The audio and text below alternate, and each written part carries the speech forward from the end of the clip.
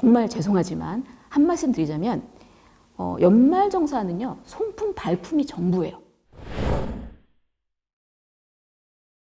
안녕하십니까. KB증권 절세연구소 절세연구소장 왕현정 세무사입니다. 이렇게 만나 뵙게 되어서 대단히 반갑습니다. 세금이라는 건요, 의무죠. 나라의 법에 의해서 만들어진 의무일 거예요. 그러면 그건 강제로 내야 되는 거잖아요. 그럼 강제로 내야 되는 건데 이게 내가 모르는 상태로 세금이 그냥 다 나가버리면 남아있는 거 가지고 사실은 내가 이제 생활도 하고 뭐 소비도 하고 나의 어떤 삶의 어떤 부분에 쓰게 되는 거잖아요. 그러니까 제일 중요한 건 이 가용소득, 가용자산이라는 개념을 늘리는 쪽에 이제 사람들이 많이 집중하기 시작하는 거죠. 그러면 세전소득이라고 이미 약정돼서 주어지는 소득은 있는데 분명히 내 통장에 찍히는 건 그렇게 안 들어오거든요. 세금을 떼고 들어오니까. 그러면 이 세금을 정확하게 알고 이거를 최대한 줄일 수 있는 포인트를 찾아야 나머지 내 가용소득, 가용재산이 늘어날 거 아닙니까? 당연히 자산을 키우려면 허투루 나가는 돈은 없어야 되는데 거기에 가장 밀접한 게 세금이죠. 제가 볼 때 세금 공부를 하시려면 일단은 나한테 들어오는 수입부터 찬찬히 들여다보시라는 말씀을 드리고 싶어요. 월급 들어오잖아요. 근데 제가 이제 회사에 들어갔으니까 들어가면은 연봉 계약을 하거나 이제 대충 연봉을 알잖아요. 그러면 그 연봉과 내 통장에 지금 월급의 그 1년치를 다 더해 봤을 때 일치하나요? 일치하지 않아요. 그렇죠? 그러면 일치하지 않는다는 거를 너무 당연시 생각하지 말라는 거죠. 왜 일치하지 않는지는 알아야 되잖아요. 그러면 뭘 봐게 되면 월급 명세서를 들여다보죠. 거기 막 들여다보면 사실은 뭐 어려운 말이 있는 것 같아요. 그런데 거기에서부터 관심을 두시라는 거죠. 도대체 내가 진짜 받을 수 있는 진짜 금액은 이거였는데 왜 통장에는 많이 이게 떼고 요게 들어왔을까라고 생각하면 항목들이 있잖아요. 항목 하나하나를 이제 파고들기 시작하는 거죠. 그러면 이게 적정한 건가? 이런 생각을 할 거란 말이죠. 그러면서 거기에 맞춰서 하나하나 이렇게 들여다보면 결국 내 소득이 이렇게 산출된 거에 대한 이해가 생기잖아요. 그러면 그 이해를 기반으로 해서 이제 그 설계를 할 수가 있게 되는 거죠. 그러니까 그 세금 공부를 너무 어렵게 생각하지 마시고 결국 나한테 들어오는 수입을 공부하시라는 거죠. 연말정산이 이제 시기적으로 왔으니까 관심들은 굉장히 높으실 거예요. 근데 이제 이게 아까 이제 내 소득에 대한 관심이고 내 비용에 대한 관심이고 그런 것들이 내 세금에 영향을 미친다고 했잖아요. 근데 연말정산에 뭔가 특별한 어떤 비법이 있다고 생각하시는 분들 대단히 많은데 저는 정말 죄송하지만 한 말씀 드리자면 연말정산은요, 손품 발품이 전부예요. 그래서 손품 발품을 정말 어떻게 파느냐에 따라서 그거에 따라서 세금이 많이 차이가 날 수도 있고 아니면 최선을 다한 거에 대한 이해로 그냥 정리될 수도 있거든요. 그래서 약간 그 부분에 대해서 아까 말씀드렸잖아요. 지출에 대한 관심. 네. 그러면 이 지출이 보통 이제 연말정산하면 구세청 홈택스에 연말정산 간소화 자료들이 쫙 떠요. 그러면 이제 그냥 대충 다운받아서 그냥 대충 제출하면 알아서 회사가 뭔가 해주는 거라고 생각할 수 있을지는 모르겠는데 그러시면 안 돼요. 연말정산 간소화 자료에 뜬 항목들을 한번 천천히 보시라는 거죠. 그리고 나에 대한 지출에 대한 이벤트는 내가 제일 잘 알잖아요. 그러니까 그거하고 맞춰보셔야 돼요. 그러다 보니까 대체로는 그 지출이 대부분 다 맞게 반영은 돼 있어요. 보통 신용카드들 많이 쓰시고 그러니까.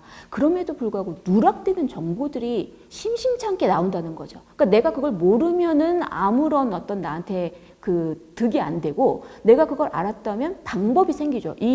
대체적으로 이제 어떤 부분이 생길 수 있냐면 중고차를 만약에 내가 차를 사요. 그러면 이제 차를 신용카드로 결제를 했어요.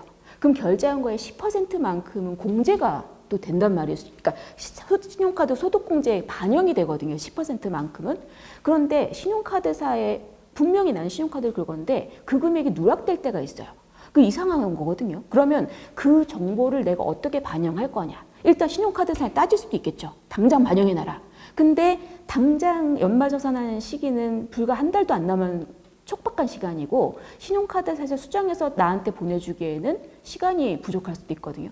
그러면 내가 다른 방법을 찾아야 되잖아요. 발품이죠. 말 그대로. 그거 관련돼서 일단 차량 매매 계약서, 그다음에 자동차 등록증 뭐 이런 것들은 서류가 나한테 있으니까 그런 것들을 업체에다가 정확하게 이제 안내를 해서 이거 반영해 주세요라고 꼭 얘기를 하는 거. 그거 나밖에 못 해요. 그러니까 내가 알아야 할 수 있는 것들인 거죠.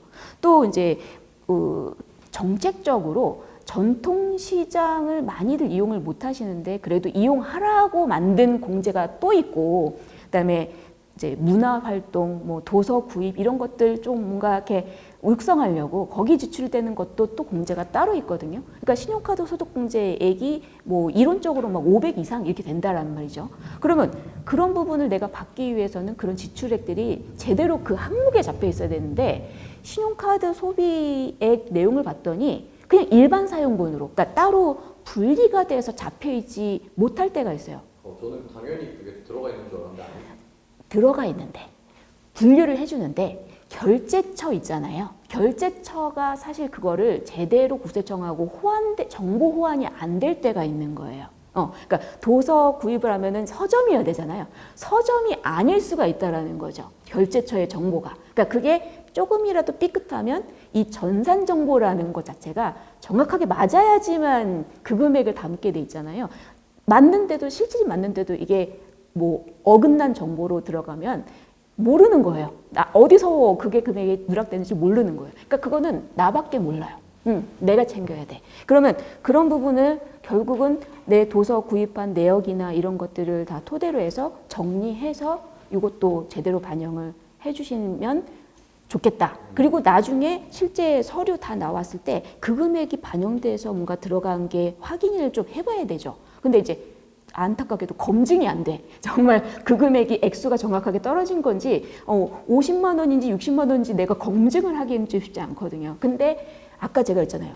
내 소득에 대한 관심, 지출에 대한 관심이라고. 그럼 그게 궁금하면 그 정보를 찾아보게 되겠죠. 그래서 내가 제출한 금액과 실제 계산된 소득공제에 기재된 금액이 맞는지는 계산해 볼 수 있잖아요. 그런 게 하나하나가 귀찮다면 못해요. 근데 뭐 트렌드라고 해야 되나? 많이들 그런 부분에 이제 관심들을 내 거니까 관심을 가지시는 분들은 점점 늘고 계시는 것 같아요. 요걸 보시라고 말씀드리고 싶은데 기획재정부에서 올해 1월 5일 날 발표한 자료가 뭐가 있냐면 2023년부터 이렇게 달라집니다라는 자료를 냈어요. 그래서 그 자료도 좀 두께 내는데 압축이 돼 있거든요. 그래서 그 페이지 중에 5가지 포인트를 제가 뽑아왔는데 첫 번째로는 절세 투자를 위해서 연금계좌 세제 혜택이 확대가 됐어요. 9페이지에 있습니다. 네, 그 연금계좌 혜택이 아까 제가 사실 앞서 말씀드렸을 때 900만 원으로 늘은 거가 올해부터라고 했지 않습니까? 사실 이전에는 700만 원까지였거든요. 그러니까 200만 원이 늘었어요. 그래서 이 내용이 이게 잘 비교가 돼서 설명이 돼 있고요. 두 번째로는 주택 보유세, 그러니까 종합부동산세죠. 이거에 대한 내용을 정리해 놓은 자료가 그 페이지가 15페이지인데 주택분 종부세 완화, 세부담 상한 조정, 그리고 기본공제 확대 이런 내용들이 잘 정리된 페이지가 15페이지에 있거든요. 그래서 보유세 내용 관심 있는 분들은 그걸 보시면 좋고, 세 번째로는 이제 저희 영끌 하신 분들도 있으시니까 그런 분들을 위해서 이제 이 대출 부담이 굉장히 부담이 되실 수 있겠죠. 그래서 이런 이자 부담을 줄여주는 세제 정책이 나왔거든요. 그게 월세 세액공제 및 주택 임차자금, 저희 전세보증금에 대한 그 보증금 대출 받아서 전세 대출 받아서 하잖아요.